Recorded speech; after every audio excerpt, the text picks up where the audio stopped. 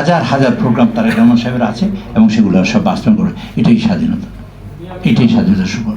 আমার স্বাধীনতা কি? আমি রিক্সা চালক, আমার কি স্বাধীনতা? আমার রিক্সার টায়ার যাতে ঠিক থাকে, আমার স্পোক যাতে নষ্ট না হয়, এটাই আমার স্বাধীনতা।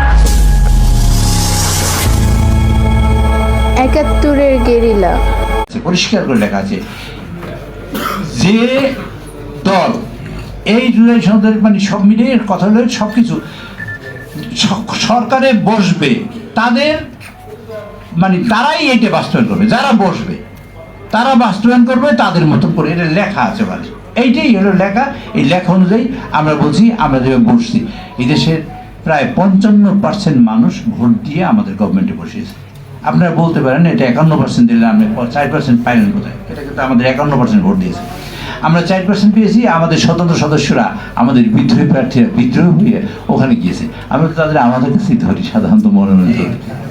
এতে ৫৫% ভোটের মানুষ সমর্থন করে আমাদের বসিয়েছে আমাদের ইশতেহার বাস্তবায়নের জন্য, বসিয়েছে আমরা যেভাবে চাই দেশে গণতন্ত্র প্রতিষ্ঠার জন্য, বসিয়েছে দুর্নীতির বিরুদ্ধে আমরা যে জেহাদ ঘোষণা করছি, জিরো টলারেন্সের তারিখ সাহেব ঘোষণা করছে, তা বাস্তবায়নের জন্য এই কার্যক্রম হাতে নিয়েছে।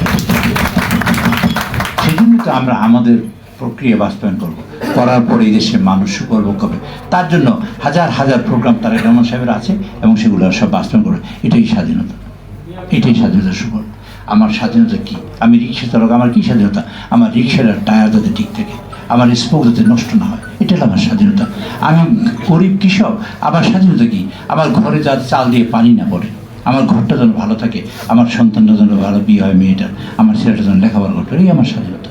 আমার মা যেন খালি কাপড় পরতে পারে, আমার বউ সন্তানরা যেন ভাত খেতে পারে, এটা আমার স্বাধীনতা। এই স্বাধীনতা বাস্তবায়ন করার জন্য তারেক রহমান নিরলস কাজ করেছে। আপনার তার হিসাবে দেখবেন সকাল ৯টার আগে অফিসে আসে, সকাল 9টার আগে অফিসে স্টিমলাইন। আমরা বলি না সুশাসন, সুশাসন আপনার চোখে দেখেন। এই প্রথম দেখলেন তারেক সাহেব ৯টার আগে বসে আসেন, সকলে ঘুম চোখে লেগে দৌড় থেকে 8:30টার মধ্যে বসে এসে বসতে হবে। পৌঁছে কিনা সত্যি কথা বলেন, বসে না এখন একবার করে দেন যে নাই তারেক সাহেব অথচ একটা কাজ করছেন আপনার, এই কাজ শুরু করেছেন। তাই সাহেব আপনার রাত 12টার সময় টেলিফোন করবেন, তাই সাহেব সজাগ, তাই সাহেব সজাগ। রাত 3টার সময় টেলিফোন করবেন, দেখবেন তাই সাহেব টেলিফোন রিসিভ করতেছে।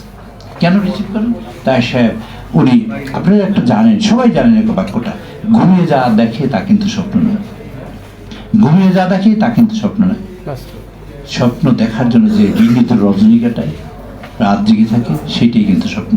তাই সাহেব সেই স্বপ্ন দেখেন যে স্বপ্ন বাস্তবায়ন হলে এই দেশের মানুষ ভাত খাবে, যে স্বপ্ন বাস্তবায়ন হলে এই দেশের মানুষ বুক ফুলে কথা বলবে, যে স্বপ্ন বাস্তবায়ন হলে পৃথিবীর বুকে দাঁড়িয়ে এই মানুষরা বলবে আমরা বাংলাদেশের মানুষ, তখন মানুষরা শ্রদ্ধা করবে। তাই সাহেব সেই স্বপ্ন দেখেন। আসুন আমরা সেই স্বপ্ন বাস্তবায়ন করি। আজকে আপনাদের সকলকে এই আয়োজনের জন্য অশেষ ধন্যবাদ দিয়ে আমার বক্তব্য শেষ করছি। আল্লাহ হাফেজ।